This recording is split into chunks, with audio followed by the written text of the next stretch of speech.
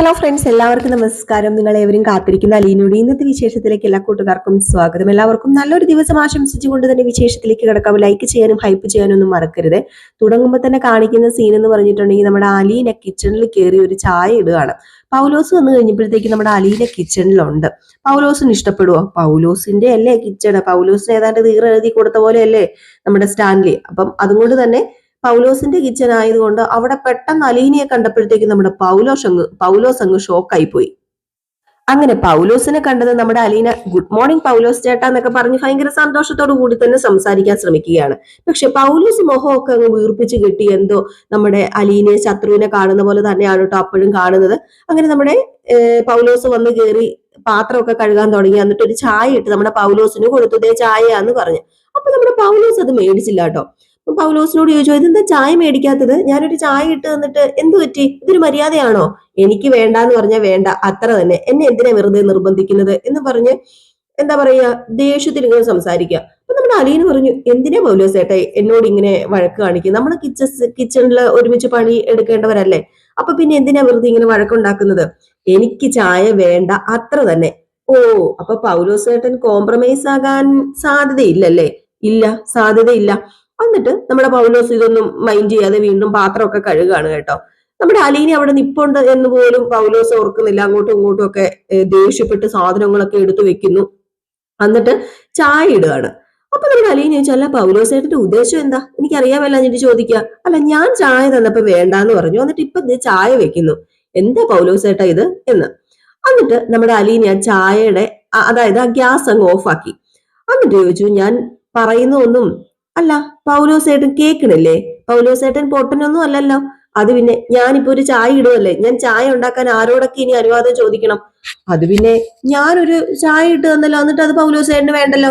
അത് പിന്നെ എനിക്ക് വായിക്ക് രുചിയായിട്ട് കുടിക്കണം, എനിക്ക് ഞാൻ ഉണ്ടാക്കുന്ന ചായ ഇഷ്ടമുള്ളൂ. എന്താ പൗലോസേട്ടാ ഇത്? ഇനി അതിവിടെ നടക്കത്തില്ല കേട്ടോ. അങ്ങനെ വായിക്ക് രുചിക്ക് തന്നെത്താനേ ഇട്ട് കുടിക്കണമെങ്കിൽ പൗലോസേട്ടന്റെ വീട്ടിൽ പോയി കുടിക്കേണ്ട വരും. ഇതെന്റെ പപ്പയുടെ വീടാണ്. ഓ, അപ്പം എനിക്ക് ചായ വേണമെന്ന് ഒരു നിർബന്ധം ഇല്ലെങ്കിലോ? ഓ, മനസ്സിൽ യാതൊരു ശത്രുത ഇല്ലാതെ ഞാൻ ഈ അടുക്കളയിലേക്ക് രാവിലെ വന്ന് കയറിയത് പൗലോസേട്ടനുമായിട്ട് സഹകരിച്ച് പോകാന്നൊക്കെ കരുതി. എന്നിട്ട് പൗലോസേട്ടന് എന്താ ഇങ്ങനെ എന്നോട് പെരുമാറുന്നത്? മാത്രമല്ല പൗലോസേട്ടന് എങ്ങനെയാണ് ഇത്ര ടേസ്റ്റില് കറിയൊക്കെ വെക്കുന്നത് എന്നൊക്കെ ചോദിച്ചു മനസ്സിലാക്കാൻ വേണ്ടിയും എനിക്കറിയാവുന്ന കാര്യം പറഞ്ഞു തരാന്നൊക്കെ ഓർത്തിട്ടാണ് ഇങ്ങോട്ടേക്ക് വന്നത്. എന്നിട്ട് പൗലോസേട്ടൻ എന്നോട് എന്താ ഇങ്ങനെയൊക്കെ പെരുമാറുന്നത്? അത് പിന്നെ എനിക്ക് ആരുടെയും സഹായം വേണ്ട, ഞാൻ ആരോടും ഒന്നും പറഞ്ഞു തരത്തില്ല. ഓ, അപ്പൊ പൗലോസേട്ടൻ മത്സരിക്കാൻ തന്നെ തീരുമാനിച്ചല്ലേ? അങ്ങനെയാണെങ്കിലേ പൗലോസേട്ടൻ പെട്ടിയും കിടക്കയൊക്കെ പാക്ക് ചെയ്ത് വെച്ചോ. 3 ദിവസം ഞാൻ നോക്കും. എന്നിട്ട് ഈ മനോഭാവം മാറ്റുന്നില്ല എങ്കിൽ ഞാൻ പൗലോസേട്ടനോട് ഒറ്റ വാക്കേ പറയത്തുള്ളൂ, ഗെറ്റ് ഔട്ട്. ആ ഒരു വാക്ക് മാത്രം പിന്നെ പൗലോസേട്ടൻ എന്നിൽ നിന്ന് പ്രതീക്ഷിച്ചാൽ മതി എന്ന് പറഞ്ഞു. ഏതായാലും അലീന ഇത്രയും പറഞ്ഞിട്ട് ചായ എടുത്തോണ്ട് അങ്ങ് പോയി കേട്ടോ. പൗലോസ് അമ്പിനും വില്ലിനും അടുക്കുന്നില്ല. പൗലോസ് ആണെങ്കിൽ എന്നാ പൗലോസിന്റെ അടുക്കളയാണ് അത് എന്നുള്ള അധികാരത്തോടു കൂടി ഇങ്ങനെ നിൽക്കുകയാണ്. അപ്പൊ നമ്മുടെ വിനോദ് വന്നിട്ട് പൗലോസ് ഏട്ടോ എന്ന് വിളിച്ചപ്പോഴത്തേക്കും നീ ഓടാന്ന് പറഞ്ഞു. എന്ത് പറ്റി പൗലോസേട്ടന്? അവളെന്നെ വിരട്ടുക. വിരട്ട് ഞാനിപ്പം ദേ കണ്ട തിണ്ണേല് അളിഞ്ഞുകൂടി കിടന്നവൾക്ക് ഇവിടെ വന്നപ്പോഴത്തേക്ക് ഒടുക്കത്തെ അഹങ്കാരം. അല്ല പൗലോസേട്ടനോട് എന്താ പറഞ്ഞത്? എന്നോട് ഇവിടുന്ന് പോകാൻ ഗെറ്റ് ഔട്ട് അടിക്കണമെന്ന്. സൂക്ഷിക്കണം കേട്ടോ, അവള് പറയുന്നത് പോലെ ചെയ്യുന്നവളാ. ദേ ഞാന് അങ്ങനെ ഗെറ്റ് ഔട്ട് അടിച്ചാൽ കയ്യും വീശി അങ്ങ് ഇറങ്ങിപ്പോകും. എനിക്ക് എന്താ കുഴപ്പം? ഒരു കുഴപ്പമില്ല. ഈ വീട് അല്ലെങ്കിൽ വേറെ വീട് കാണും. അത് പിന്നെ വേണോ? ദേ ഞാനൊരു കാര്യം പറയാം പൗലോസേട്ടാ. അവള് പറയുന്നതൊക്കെ ആയിരിക്കും ഇവിടെ എല്ലാവരും അംഗീകരിക്കുന്നത്. അപ്പൊ വെറുതെ പൗലോസേട്ടൻ എന്തിനാ വഴക്കുണ്ടാക്കി? അതിന്റെയൊക്കെ വല്ല ആവശ്യമുണ്ടോ എന്ന് ചോദിച്ചപ്പോഴത്തേക്കും അതിന്റെ ആവശ്യമുണ്ട് വിനോദേ. ദേ വലിഞ്ഞു കയറി വന്ന് ഇവൾ ഓരോന്ന് പറയുകയും കാണിക്കുകയും ചെയ്യുന്നതിന് ഞാന് സപ്പോർട്ട് ചെയ്ത് നിൽക്കണമെന്നോ? ഇവിടെ വരുന്ന ആ റീതാമ്മയുണ്ടല്ലോ, ആ പെണ്ണുമുള്ള പറയുന്നത് കേൾക്കാം. അതുപോലെ ദേ 3 മക്കളുണ്ടല്ലോ സ്റ്റാൻലിക്ക്. എല്ലാവരും അറിഞ്ഞ് പേരും പെരുമയും പ്രസക്തിയൊക്കെയുള്ള ഒരു 3 മക്കള്. ആ 3 മക്കള് പറഞ്ഞാൽ കേൾക്കാം. അതുപോലെ ദേ കെട്ടിയോട് പറഞ്ഞാൽ കേൾക്കാം. അല്ലാതെ എനിക്ക് ഇവള് പറയുന്നത് കേൾക്കേണ്ട ഒരാവശ്യമില്ല. വലിഞ്ഞു കയറി വന്ന ഈ പിഴച്ചവള് പറയുന്നത് കേൾക്കണ ആവശ്യമുണ്ടോ എനിക്ക്? ഏതോ ഒരു പെണ്ണ് പിഴച്ച് പെറ്റിട്ട് ഇപ്പൊ കയറി വന്നിരിക്കുകയാണ്. എന്നിട്ടാണ് നമ്മളുടെ അടുത്ത് വലിയ പത്രാസ് കാണിക്കുന്നത്. എനിക്ക് ഇവള് വെറും പുല്ല എനിക്ക് പുല്ല്. ദേ പൗലോസേട്ടാ, ബുദ്ധിമോശം കാണിക്കരുത്, ഇവിടുന്ന് പോയിക്കളയല്ല. ദേ ഒരു കാര്യം ഞാൻ പറയട്ടെ, കുട്ടിച്ചാൻ വെറും മൊണ്ണയായി പോയി. അല്ലെങ്കിൽ പിന്നെ അവളെ ഇവിടെ നിന്ന് ഓടിച്ച് പമ്പ കടത്തിയേനെ. ഇപ്പൊ അവള് പറയുന്നതാണല്ലോ മൂപ്പിലാന് വേദവാക്യം. അത് പിന്നെ ഞാൻ അഞ്ജലിലേക്ക് വിളിച്ചു പറഞ്ഞിട്ടുണ്ടെന്നേ എല്ലാ കാര്യവും.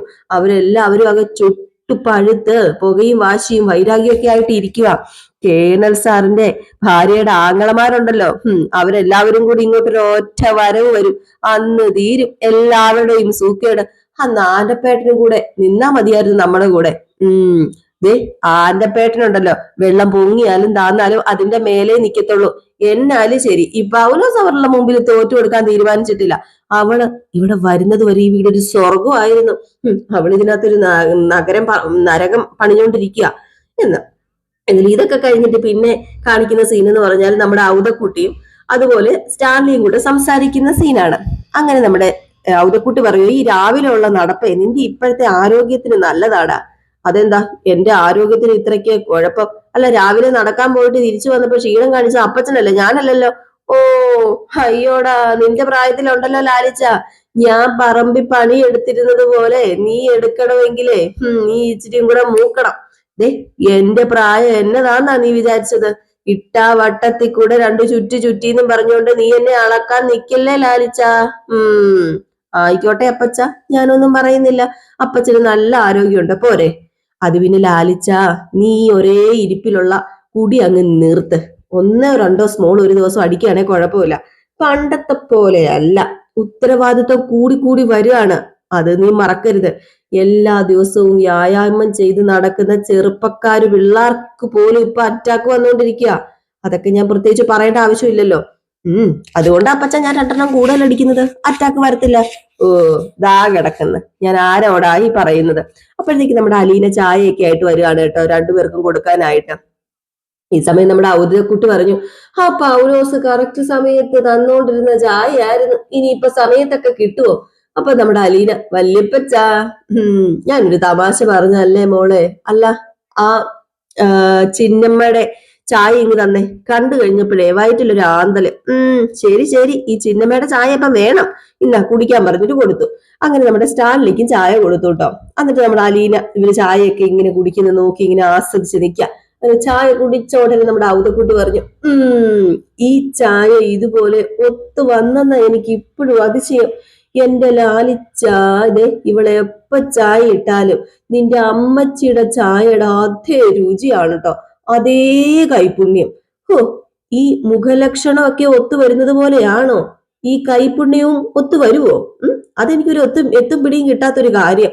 അപ്പൊ നമ്മുടെ അലീന പറഞ്ഞു, ഇങ്ങനെ അങ്ങ് പൊക്കല്ലേ കേട്ടോ, ഭയങ്കര പൊക്കലാണല്ലോ. അപ്പൊ നമ്മുടെ ഔതക്കുട്ടി ഒന്ന് ചിരിച്ചു. അപ്പൊ സ്റ്റാൻലി ഇങ്ങനെ ചായ കുടിച്ചോണ്ടിരിക്കുക. അപ്പൊ അലീന ചോദിച്ചു, അല്ല കോഫി ഓക്കെ ആണോ പപ്പേ? ഓക്കെ ആണ്, ഡബിൾ ഓക്കെ ആണ്. അല്ല, അടുക്കളയിലെ കാര്യങ്ങള് ഞാൻ അങ്ങ് ഏറ്റെടുത്തു കേട്ടോ. പൗലോസ് ചേട്ടനോടും മറ്റും പറഞ്ഞിട്ടുണ്ട്, ഇവിടെ ഇനി അനാവശ്യ ചെലവോ വേസ്റ്റാക്കലോ ഒന്നും പാടില്ല എന്ന്. പൗലോസ് ചേട്ടൻ അത്ര പിടിച്ചിട്ടില്ല, എന്നാലും ശരിയായി വരും. എന്തൊക്കെയാണെങ്കിലും ഒരു ഇൻസിഡന്റ് ഉണ്ടാകാതെ ഇനി നീ വേണം നോക്കാനായിട്ട്. ഒരു പ്രശ്നം ഉണ്ടാക്കാൻ എളുപ്പം അലീന, അതിന്റെ സൊല്യൂഷൻ കണ്ടുപിടിക്കാനാ പാട്, അറിയാലോ. അയ്യോ അതൊന്നും ഓർത്ത് പപ്പ ടെൻഷൻ ആവണ്ട, അതൊക്കെ ഞാൻ നയപരമായിട്ട് കൈകാര്യം ചെയ്തോളാം. അപ്പോഴത്തേക്ക് നമ്മുടെ ഔതക്കുട്ടി പറഞ്ഞു, അതെ ഞാൻ ഗ്യാരണ്ടി ആട്ടോ അതിന്. അതെ, അപ്പച്ചനെ ഇവളെ വരച്ച വരെ നിർത്തിയത്, അപ്പച്ചനെ ഇവള് വരച്ച വരെ നിർത്തിയത് കണ്ടപ്പോ എനിക്ക് മനസ്സിലായി ഇവിടെ നയപരമാണെന്ന്. ആഹാ ലാലിച്ച, എന്നതെങ്കിലും കണ്ടാൽ നിനക്ക് എനിക്കിട്ട് കുത്താതെ ഇരിക്കത്തില്ലല്ലേ എന്ന് ചോദിച്ചപ്പോഴത്തേക്കും അലീന പറഞ്ഞു, അതുകൊണ്ട് നിങ്ങൾ അങ്ങോട്ടും ഇങ്ങോട്ടും എന്തെങ്കിലുമൊക്കെ പറഞ്ഞോണ്ടിരുന്നു, ഞാൻ പോയി ബ്രേക്ക്ഫാസ്റ്റ് ഉണ്ടാക്കട്ടെ. ചെല്ല് വേഗം വേഗം പോയി ബ്രേക്ക്ഫാസ്റ്റ് ഉണ്ടാക്കാൻ പറഞ്ഞു നമ്മുടെ ഔതക്കുട്ടി. അങ്ങനെ അലീന നേരെ ബ്രേക്ക്ഫാസ്റ്റ് ഉണ്ടാക്കാനായിട്ട് കിച്ചണിലേക്ക് കയറുകയാണ്. കാരണം അലീനയാണ് ഇനി കിച്ചണിന്റെ ഭരണം ഏറ്റെടുത്തിരിക്കുന്നത്. അങ്ങനെ നമ്മുടെ സ്റ്റാൻലിയോട് ഔതക്കുട്ടി പറഞ്ഞു, ഇടയ്ക്ക് എന്തെങ്കിലുമൊക്കെ അഭിപ്രായം പറയാട്ടോ നിനക്ക്, നീ മിണ്ടാതിരിക്കുന്നത് എന്തിനാ? അപ്പച്ചാ, ഞാൻ പറഞ്ഞതേ ഉള്ളൂ, നിനക്കും അഭിപ്രായം പറയാം. നിനക്ക് അഭിപ്രായം പറയുന്നതിൽ എന്താ വല്ല കുഴപ്പമുണ്ടോ എന്ന് ചോദിച്ചു. അപ്പൊ പറഞ്ഞു, നമ്മുടെ സ്റ്റാൻലി പറഞ്ഞു, ഒരു കുഴപ്പവും ഇല്ലേ എന്ന് പറഞ്ഞു കേട്ടോ. ഇതൊക്കെ കഴിഞ്ഞ് പിന്നെ കാണിക്കുന്ന സീൻ എന്ന് പറഞ്ഞിട്ടുണ്ടെങ്കിൽ നമ്മുടെ റീത്താമ്മയാണ്. അപ്പം റീത്താമ്മയുടെ വീട്ടില് പള്ളിക്കാരും പട്ടക്കാരൊക്കെ എത്തി. അങ്ങനെ നമ്മുടെ റീത്താമ്മ പള്ളിക്കാർക്കും പട്ടക്കാർക്കും, അതായത് അച്ഛനും ഉണ്ട്, പിന്നെ അവിടെ പള്ളിയില് ഈ അച്ഛന്റെ കൂടെ നിൽക്കുന്ന കൈക്കാരനും എങ്ങാണ്ടൊക്കെ ഉണ്ട്. അപ്പൊ അവർക്ക് ചായയൊക്കെ കൊടുക്കുക. അപ്പം അച്ഛൻ ചോദിച്ചു, അല്ല ഈ ചായയൊക്കെ എന്തിനാ ഇപ്പൊ എടുത്തത്? ഞാൻ വന്നത് നിങ്ങളുടെ പരാതിയൊക്കെ കേൾക്കാനല്ലേ, ഉള്ള സമയം നമുക്ക് അതിന് മാറ്റി വെക്കാന്ന് പറഞ്ഞപ്പോഴത്തേക്കും അടുത്തിരിക്കുന്ന നമ്മുടെ ഏറ്റവും മൂത്ത ഏട്ടനാന്ന് തോന്നുന്നു കേട്ടോ, ഒരു ഏറ്റവും മൂത്ത ആങ്ങളെയാണെന്ന് തോന്നുന്നു. മൂത്ത ആങ്ങളെ പറഞ്ഞു, കഴിക്കുന്നതിന്റെ ഇടയ്ക്ക് നമുക്ക് കാര്യങ്ങളൊക്കെ പറയാലോ, ഒരാള് വീട്ടിൽ കയറി വരുമ്പോ അതിന്റെ മര്യാദ കാണിക്കണമല്ലോ എന്ന് പറഞ്ഞപ്പം ആയിക്കോട്ടെ, കഴിക്കാം കുടിക്കാം എന്ന് പറഞ്ഞ് അച്ഛൻ ചായയും ഒക്കെ കുടിച്ചിട്ട് പറഞ്ഞു, കൊള്ളാം, നല്ല ചായ. അല്ല, എൽസമ്മ എന്തിയെ? എൽസമ്മ എവിടെ ധ്യാനത്തിന് പോയിരിക്കുന്നത്? അവള് ഭർണിങ്ങാനത്താ പോയിരിക്കുന്നത്, തിങ്കളാഴ്ച വരും. എൽസമ്മ ഇങ്ങനെ എപ്പോഴും ധ്യാനവും പ്രാർത്ഥനയൊക്കെ ആയിട്ട് നടന്ന കുട്ടികളുടെ കാര്യം ആര് നോക്കും? അത് പിന്നെ ഞാനുണ്ടല്ലോ അച്ഛോ, അവളെ എന്നെ ഏൽപ്പിച്ചിട്ടാ പോകുന്നത്. അപ്പം റീത്താമ്മയാണ് കൊച്ചുങ്ങളെ നോക്കുന്നത്. അതെ, പ്രാർത്ഥനയും ധ്യാനവും ഒക്കെ വേണം, നല്ലതൊക്കെ തന്നെയാ. പക്ഷേ കുടുംബത്തോടുള്ള ഉത്തരവാദിത്തങ്ങൾ മറന്നുപോകാൻ പാടില്ല റീത്താമ്മേ. കുട്ടികളെ വല്ലവരുടെയും കയ്യിൽ ഏൽപ്പിച്ചിട്ട് 5-6 ദിവസം ധ്യാനത്തിന് പോകുന്നത് ശരിയാണെന്ന് തോന്നുന്നുണ്ടോ? ശരിയാണെന്ന് റീത്താമ്മയ്ക്ക് തോന്നുന്നുണ്ടോ എന്ന് പറഞ്ഞപ്പോ റീത്താമ്മ പറഞ്ഞു, അത് പിന്നെ ഈ മക്കളെ 3 പേരെയും ഞാൻ എന്റെ സ്വന്തം മക്കളെ പോലെയാ നോക്കുന്നത്, അതുകൊണ്ടാണ് എന്നെ ഏൽപ്പിച്ചിട്ട് പോകുന്നത് എന്ന് പറഞ്ഞപ്പോഴത്തേക്കും ആങ്ങളെ പറഞ്ഞു, അത് പിന്നെ ദേ ദോഷം പറയരുതല്ലോ. ദേ റീത്താമ്മ നോക്കുന്നത് പോലെ എൽസമ്മ നോക്കിയാൽ പോലും ഒക്കത്തില്ല, അത്ര ഉത്തരവാദിത്വമാണ് റീത്താമ്മയ്ക്ക്. അല്ല, മൂത്തവള് 2 പെൺകുട്ടികളല്ലേ, അവർക്ക് മേലെ എപ്പോഴും ഒരു കരുതൽ വേണം റീത്താമ്മേ. പ്രേമം, കാമം, മയക്കുമരുന്ന്, മദ്യപാനം, പാട്ടും കൂത്തും, റീൽസ്, മൊബൈൽ ചാറ്റിങ്, ചീറ്റിങ്, അങ്ങനെയൊക്കെ പിശാചിന്റെ തട്ടിപ്പുകളൊക്കെ ഇപ്പൊ ഏറെയാ ഉള്ളത്, പണ്ടത്തെ പോലെ അല്ല. പെമ്മക്കള് പിഴച്ചു പോകാൻ എളുപ്പമാ, അതിന് പിന്നെ ഇവിടുത്തെ പിള്ളേര് അതിനൊന്നും പോകത്തില്ല അച്ചോ. ഇതൊക്കെ നമ്മുടെ കണക്ക് കൂട്ടലല്ലേ റീത്താമേ? നമുക്കും തെറ്റുപറ്റും, കുട്ടികൾക്കും തെറ്റുപറ്റും, എല്ലാവർക്കും തെറ്റുപറ്റും. മൊബൈൽ എന്ന് പറയുന്ന സാധനം പണ്ടില്ലായിരുന്നേ, അതുകൊണ്ട് ഇന്നത്തെ പോലെ കുഴപ്പങ്ങളും ഒന്നും ഇല്ലായിരുന്നു. ഇപ്പോഴല്ലേ പല പ്രശ്നങ്ങളും. അത് പിന്നെ അച്ചോ, മൊബൈൽ ഫോണിന് പല നല്ല ഗുണങ്ങളും ഉണ്ട്, നമ്മൾ കണ്ണടച്ച് അതിനെ കുറ്റം പറയുന്നത് ശരിയല്ല. മൊബൈൽ ഫോണിന് നല്ല ഗുണങ്ങളുണ്ട്, പക്ഷെ പിശാച് അതിന്റെ മേൽ പിടിമുറുക്കിയിരിക്കുക. നല്ല കാര്യങ്ങൾക്ക് ഉപയോഗിക്കുന്നുണ്ട്, ചീത്ത കാര്യങ്ങൾക്ക് ഉപയോഗിക്കുന്നുണ്ട്. ഇവിടുത്തെ കുട്ടികൾക്ക് മൊബൈൽ ഫോൺ ഉണ്ടോ? അത് ഇവിടുത്തെ കുട്ടികൾക്ക് മൊബൈൽ ഫോൺ ഉണ്ടെന്ന് ചോദിച്ചാൽ ഡാനിക്ക് മൊബൈൽ ഫോൺ ഉണ്ട്. അപ്പം ഡാനി അവിടെ നിപ്പുണ്ടായിരുന്നു. അപ്പം ഡാനിയോട് പറഞ്ഞു, ഡാനി പറഞ്ഞു, ഉണ്ടുണ്ട്, കോവിഡ് വന്ന സമയത്ത് പഠിക്കാൻ വേണ്ടി. ആ കാലം കഴിഞ്ഞു പോയില്ലേ? അത്യാവശ്യം ഉണ്ടെങ്കിൽ മാത്രമേ മൊബൈൽ ഫോൺ ഉപയോഗിക്കാൻ പാടുള്ളൂ. പല രാജ്യങ്ങളിലും കുട്ടികൾക്ക് മൊബൈൽ ഫോൺ നിരോധിച്ചിരിക്കുകയാണ്. ദേ അച്ചോ, സ്റ്റാൻലിയുടെ കാര്യത്തിൽ നമ്മൾ എന്താ ചെയ്യേണ്ടത്? നമ്മൾ എന്ത് ചെയ്യുവാണെങ്കിലും അച്ഛന്റെ ഉപദേശം ചോദിക്കണം എന്നാണ് അച്ഛൻ എൽസമ്മ പറഞ്ഞിരിക്കുന്നത്. അല്ല, ഇപ്പം സ്റ്റാൻലിയെ കൊണ്ട് എന്താ നിങ്ങൾക്ക് ഉപദ്രവം? ഒറ്റ നോട്ടത്തിൽ ഉപദ്രവമൊന്നും ഇല്ല എന്റെ പൊന്നച്ചോ, പക്ഷെ ഒരു കുടുംബം തകരാൻ പോവല്ലേ. അല്ല, സ്റ്റാൻലി കൊളുത്തുപുഴ താമസിക്കുന്നു, സ്റ്റാൻലിയുടെ ഭാര്യയും മക്കളും ഇവിടെ താമസിക്കുന്നു. വർഷങ്ങളായി ഇങ്ങനെ തന്നെയല്ലേ മുന്നോട്ടേക്ക് പോകുന്നത്? അതെ, ഇങ്ങനെ തന്നെയാ മുന്നോട്ടേക്ക് പോകുന്നത്. അല്ല, പിന്നെ ഇപ്പൊ എന്താ പ്രശ്നം? ആ പെണ്ണാണോ പ്രശ്നം? സ്റ്റാൻലി വീട്ടിൽ വന്ന പെണ്ണ്, അവള് സ്റ്റാൻലിയുടെ മകളാണെന്നല്ലേ അയാളും പറയുന്നത്? അതെ അച്ചോ. അതിന്റെ പേരില് ഇവിടെ എൽസമ്മയ്ക്കും മക്കൾക്കും എന്തെങ്കിലും മാറ്റം വന്നു ചേർന്നിട്ടുണ്ടോ? സ്റ്റാൻലിയുടെ ഭാഗത്ത് നിന്ന് എന്തെങ്കിലും ഉപദ്രവം ഉണ്ടായോ? അത് പിന്നെ സ്റ്റാൻലിക്ക് എൽസമ്മ അറിയാത്ത ഒരു മകൾ ഉണ്ടായി എന്ന് പറയുന്ന ഏറ്റവും വലിയ ഭീഷണി. ആ മകള് എങ്ങനെ ഉണ്ടായി? വലിയ ചതി നടന്നു എന്ന് ഉറപ്പായില്ലേ? എന്റെ പെങ്ങളും മക്കളും ചതിക്കപ്പെട്ടതാച്ചോ എന്ന് ആങ്ങളെയും പറഞ്ഞു. അപ്പൊ അച്ഛൻ പറഞ്ഞു, അല്ല, ഈ എൽസമ്മയെ കല്യാണം കഴിക്കുന്നതിന് മുമ്പ് ഒരു സ്ത്രീയുമായിട്ട് ഉണ്ടായ ഒരു അടുപ്പമുള്ള ഈ പറഞ്ഞ ചതി. കല്യാണത്തിന് മുമ്പാണെങ്കിലും പിമ്പാണെങ്കിലും ചതി തന്നെ അല്ലേ അച്ചോ? അല്ല, എൽസമ്മയ്ക്കാണ് ഇങ്ങനെ ഒരു സംഭവം ഉണ്ടായിരുന്നെങ്കിൽ സ്റ്റാലിനെ സമ്മതിച്ചു തരുമായിരുന്നോ? എന്നിട്ട് അങ്ങനെയുള്ള മകളെ വീട്ടിൽ വിളിച്ചു വരുത്തി കൂടെ താമസിപ്പിച്ചിരിക്കുന്നു. പിച്ചിരിയെങ്കിലും ഉണ്ടോ അയാൾക്ക് അച്ചോ? അതുകൊണ്ടാ ഞങ്ങൾ അച്ഛനെ വിളിച്ചു വരുത്തിയത്. അപ്പൊ റീതാമ്മ പറഞ്ഞു, നമ്മൾ നോക്കുമ്പോ സംഗതി കുറച്ച് എന്താ പറയാ നിസ്സാരമാണെന്നൊക്കെ തോന്നും. പക്ഷെ ഇത് നിസ്സാരമൊന്നും അല്ല. പലർക്കും പലയിടത്തും ഇങ്ങനെ പല ബന്ധങ്ങളും കാണും, സംഭവിച്ചിട്ടൊക്കെ ഉണ്ട്. പക്ഷെ ഭാര്യയും മക്കളുമായിട്ട് ജീവിച്ചു തുടങ്ങിയതിനു ശേഷം പഴയ ബന്ധവും അതിലുണ്ടായ മകളും ഇപ്പോഴത്തെ ജീവിതത്തിലേക്ക് കയറി വരിക എന്ന് പറഞ്ഞു കഴിഞ്ഞിട്ടുണ്ടെങ്കിൽ അത് വലിയ കഷ്ടമല്ലേ വെച്ചോ? അതെങ്ങനെ അംഗീകരിച്ചു കൊടുക്കാൻ പറ്റുമോ വെച്ചോ? അതിലെന്തെങ്കിലും നീതിയുണ്ടോ? അല്ല, സ്റ്റാൻലി ഒരു ബോധപൂർവം ഒഴിവാക്കേണ്ടതായിരുന്നു. അപ്പം ഒഴിവാക്കാൻ പറ്റാത്ത എന്തെങ്കിലും കാരണം കാണുമായിരിക്കും. എന്ത് കാരണമാണെങ്കിലും ഒരുമാതിരി ആളിഞ്ഞ് തെമ്മാടിത്തരമല്ലേ കാണിച്ചത്? ഒരു പേടിച്ച പെണ്ണിനെ താമസിച്ചോണ്ട് വിളിച്ചോണ്ട് വന്നിട്ട് സ്വന്തം ഭാര്യയും മക്കളെയും കൂടെ കൊഞ്ഞണം കുത്തി കാണിക്കൽ ഇത് എവിടെയാ അച്ഛോ നടക്കുന്നത്? ഈ കാര്യം പല്ലടിച്ച് പൊഴിക്കണ്ടേ അയാളുടെ അവളുടെ? നമ്മൾ അങ്ങനെ കോപിച്ചിട്ട് കാര്യമില്ല. എല്ലാ പ്രശ്നങ്ങളും ക്ഷമയോടെയും സഹിഷ്ണുതയോടും കൂടി നേരിടണം. അതാ വേണ്ടത്. അപ്പോഴത്തേക്കും നമ്മുടെ സ്റ്റാൻലിയുടെ ഇളയ കൊച്ചു വന്നു. ഇളയ കൊച്ചു എന്ന് പറഞ്ഞു, അതെ ഞാൻ ഇതിന്ന് ഓർമ്മ എടുത്തോട്ടെ എന്ന് ചോദിച്ചപ്പോഴത്തേക്ക് തുടരുതെന്ന് പറഞ്ഞു റീത്താമ്മ. അപ്പം നമ്മുടെ മൂത്ത കൊച്ച് ആ ഇളയ കൊച്ചിനെ എടുത്തോണ്ട് ഇങ്ങനെ പോകാൻ, അതായത് വിളിച്ചോണ്ട് പോകാൻ തുടങ്ങിയപ്പോഴത്തേക്കും അച്ഛൻ അതിലിരുന്ന് ഒരു ഭക്ഷണം എടുത്തിട്ട് പറഞ്ഞു, ഇന്നാ മോള് കഴിച്ചോളാൻ പറഞ്ഞു. അപ്പോഴത്തേക്ക് റീത്ത പറഞ്ഞു, അവക്ക് വേണമാഞ്ഞിട്ടൊന്നും അല്ല, അത് വെറുതെയാ. എന്താ റീത്താമ്മേ, നിങ്ങൾ കുട്ടികളെ പോലെ ആയില്ലെങ്കിലും സ്വർഗരാജ്യത്ത് പ്രവേശിക്കാനേ നിങ്ങൾക്ക് കുറെ ബുദ്ധിമുട്ടായിരിക്കും, അങ്ങനെയാണ് യേശു പറഞ്ഞിരിക്കുന്നത്. അപ്പം നമ്മുടെ റീത്താമ്മ പറഞ്ഞു, എന്താ അച്ഛോ അച്ഛൻ ഈ പറയുന്നത്? അച്ഛൻ എന്തിനാ ഇപ്പൊ ഇങ്ങോട്ടേക്ക് വന്നത്? അച്ഛൻ വന്നത് എന്താ സ്റ്റാൻലിയുടെയും അതുപോലെ എൽസമ്മയുടെയും പ്രശ്നം പരിഹരിക്കണം. പ്രശ്നമോ? എന്ത് പ്രശ്നം? അവർക്കിടയിൽ ഇപ്പൊ പ്രശ്നങ്ങളൊന്നും ഇല്ലല്ലോ. അതല്ല എന്റെ പൊന്നച്ചോ, അച്ഛൻ വന്നിരിക്കുന്നത് ആ പെണ്ണിനെ ഞങ്ങൾക്ക് അവിടെ നിന്ന് പറഞ്ഞയച്ചേ പറ്റത്തുള്ളൂ. ആ പെണ്ണ് ഇനി ആ വീട്ടിൽ നിൽക്കാൻ പാടില്ല, അതാ വേണ്ടതെന്ന് പറഞ്ഞപ്പോഴത്തേക്കും അച്ഛൻ പറഞ്ഞു, ഓ അതിന് ഇച്ചിരി കുറച്ച് ബുദ്ധിമുട്ടായിരിക്കും. നിങ്ങൾ പറയുന്നതൊക്കെ ന്യായമുള്ള കാര്യങ്ങളൊക്കെ തന്നെയാണ് റീത്താമ്മ. പക്ഷേ ഇതിന് ഒരു പരിധിയുണ്ട്. ഇപ്പൊ പള്ളിക്കാർക്കാണെങ്കിലും വട്ടക്കാർക്കാണെങ്കിലും അങ്ങോട്ട് ചെന്ന് കയറി സംസാരിക്കാൻ ഒരു പരിധി ഇല്ലയോ? എന്ത് പരിധിയാ ഉള്ളത്? പള്ളിക്കാരെയും വട്ടക്കാരെയും വെച്ചിട്ടല്ലേ ഈ വിവാഹം നടത്തിയത്?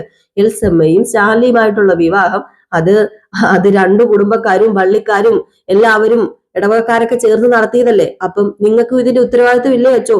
പേര് അന്വേഷിക്കേണ്ട കാര്യങ്ങളൊക്കെ. അപ്പൊ നമ്മുടെ റീത്താമ്മയുടെ ആങ്ങളെ പറഞ്ഞു, മാത്രമല്ല ദേ ഇവിടെയുള്ള എൽസമ്മയ്ക്കും മക്കൾക്കും അവകാശപ്പെട്ട സ്വത്ത് അവള് അടിച്ചു മാറ്റി എന്ത് ചെയ്യും? അങ്ങനെയും സംഭവിക്കാലോ. അങ്ങനെ സംഭവിച്ചാലേ എന്റെ പെങ്ങളും അവളുടെ മക്കളും പെരുവഴിയിലാകത്തില്ലേ? അതാലോചിക്കേണ്ട വിഷയമാ എന്ന് അച്ഛൻ പറഞ്ഞു. അപ്പൊ റീത്താമ്മ പറഞ്ഞു, ഇതങ്ങനെ വെറുതെ വിടാൻ പറ്റത്തില്ല. അച്ഛൻ ഇതിൽ ഇടപെട്ടിട്ട് എന്തെങ്കിലും ഒരു തീരുമാനം ഉണ്ടാക്കി തന്നേ പറ്റത്തുള്ളൂ. എല്ലാം കൈവിട്ട് പോയിട്ട് സ്വയം പഴിച്ചിട്ട് കാര്യമില്ലല്ലോ. അപ്പൊ അച്ഛൻ പറഞ്ഞു, ഞാനൊരു കാര്യം ചെയ്യാം, ഞാൻ സ്റ്റാൻലിയുമായിട്ട് സംസാരിക്കാം. അയാൾക്ക് എന്താ പറയാനുള്ളതെന്ന് കേൾക്കണമല്ലോ. നിങ്ങളുടെ വശം മാത്രം കേട്ടാ പോരല്ലോ. അത് പിന്നെ വെറുതെ ഫോണിൽ സംസാരിച്ചാ പോരച്ചോ? നേരിട്ട് പോയി തന്നെ സംസാരിക്കണം. അയാളുമായിട്ടുള്ള ഒരു കൂടിക്കാഴ്ച വേണം. അതിന് അയാളെ നിർബന്ധിക്കണം. അച്ഛന്റെ കൂടെ വേണമെങ്കിൽ ഞങ്ങളും വരാം. കുളത്ത് പുഴയില് വീട്ടിൽ പോയി തന്നെ കാണണം. അയാൾക്കൊരു പേടി തോന്നണം. ആദ്യം ഞാൻ സ്റ്റാൻലിയുമായിട്ടൊന്ന് സംസാരിക്കട്ടെ റീത്താമേ, അതിനുശേഷം ബാക്കി കാര്യങ്ങളൊക്കെ തീരുമാനിക്കാം. പള്ളിക്കാരുമായിട്ട് പോണോ വട്ടക്കാരായിട്ട് പോണോ ബന്ധുക്കാരൊക്കെ ആയിട്ട് പോണോ എന്ന് തീരുമാനിക്കാം. ഞാൻ ആദ്യം അയാളോടൊന്ന് സംസാരിച്ചോട്ടെ എന്ന് പറഞ്ഞു. അപ്പൊ ആങ്ങള റീത്താമ്മയുടെ ഇങ്ങനെ കണ്ണ് കാണിച്ചു, അങ്ങനെയെങ്കിലും ചെയ്യട്ടെ എന്ന് ഉള്ള രീതിയിൽ ഇങ്ങനെ കാണിച്ചു. മൂത്ത ആങ്ങളെയാട്ടോ അവിടെ നിന്ന് സംസാരിക്കുന്ന ഇവരുടെ കൂടെ.